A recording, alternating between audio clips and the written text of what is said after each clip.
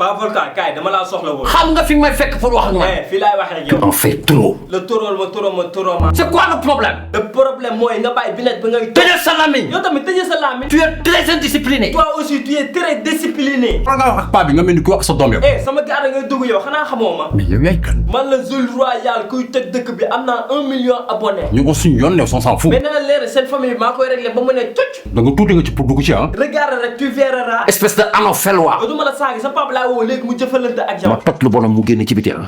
sa papa sax dootul ñëwati si yow. da ngeen ko ragal.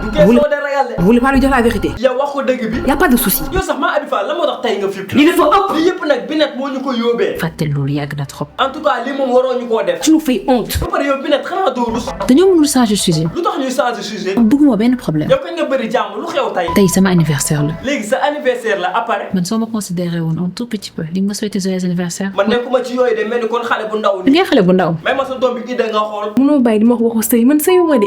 loolu du yow yaa koy décider yow Binette may ma idée rek. doy na. da ngay sisu mais garaawul am sa gâteau. mu bëgg nga jël sa sànnim tàccu gâteau. ma def lan. nga romb ma nii. romb la dem fan. ci biti. daa la xamal nag benn affaire balaa maa def is xam nga boo ma mayul ida malal tamit mu ngi koy jël. laajuma la sa verre bu saxul bi ngay mel ni di taxu syndicat